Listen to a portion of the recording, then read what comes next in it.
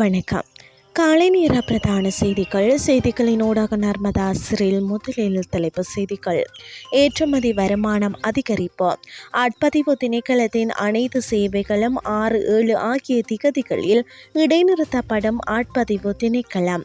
சப்ரகமுவ பல்கலைக்கழக மாணவனின் மரணம் தொடர்பில் விசாரணை நடத்த 3 அடங்கிய குழு நியமனம்.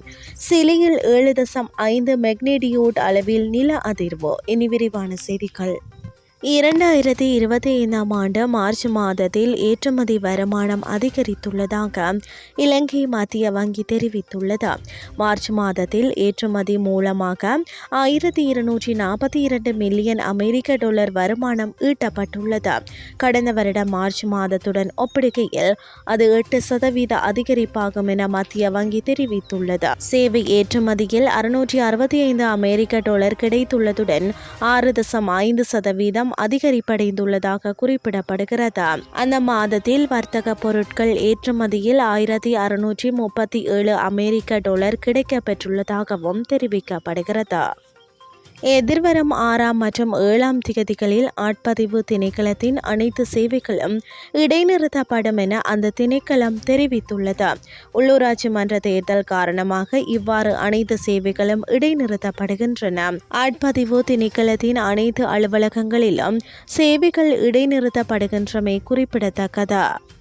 சப்ரகமுவ பல்கலைக்கழகத்தில் 2ஆம் ஆண்டு மாணவர் ஒருவர் உயிரை மாய்த்து கொண்ட சம்பவம் தொடர்பில் விசாரணை நடத்துவதற்காக 3 அடங்கிய விசாரணை குழு ஒன்று நியமிக்கப்பட்டுள்ளது.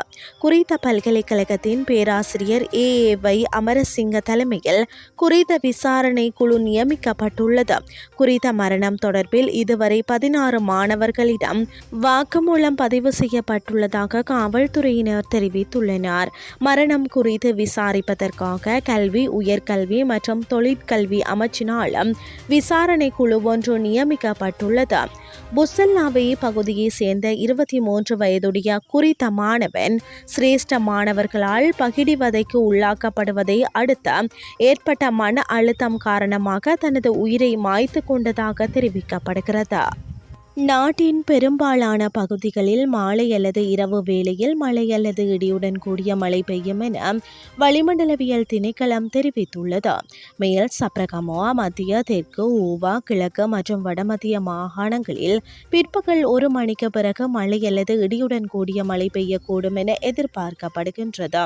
மேல் சப்ரகமுவ, மத்திய, தெற்கு மற்றும் ஊவா மாகாணங்களில் சில இடங்களில் 75 மில்லிமீட்டருக்கும் அதிகமான ஓரளவு பலத்த மழை வீழ்ச்சி எதிர்பார்க்கப்படுகின்றது. மத்திய மற்றும் ஊவா மாகாணங்களில் சில இடங்களில் காலை வேளையில் பனிமூட்டமான நிலை காணப்படும் என தெரிவிக்கப்படுகின்றது. இடியுடன் கூடிய மழை பெய்யும் வேளைகளில் அந்த பிரதேசங்களில் தற்காலிகமாக பலத்த காற்று வீசக்கூடும் என வளிமண்டலவியல் திணைக்களம் தெரிவித்துள்ளது. இனி வெளிநாட்டு செய்திகள். தென் அமெரிக்க நாடான சிலியில் 7.5 மெக்னிடியூட் அளவில் நில அதிர்வு ஏற்பட்டுள்ளது. நில அதிர்வை அடுத்து அங்கு ஆழிப்பேரலை எச்சரிக்கை விடுக்கப்பட்டுள்ளதாக சர்வதேச செய்திகள் தெரிவிக்கின்றன. குறித்த நில அதிர்வு அர்ஜென்டினாவின் தெற்கு கடற்கரை பகுதியிலும் உணரப்பட்டுள்ளதாக தெரிவிக்கப்படுகிறது. இத்துடன் செய்திகள் யாவும் நிறைவடைகின்றது. அடுத்த மணித்தியால செய்திகளை 28:30 எதிர்பாருங்கள். நன்றி.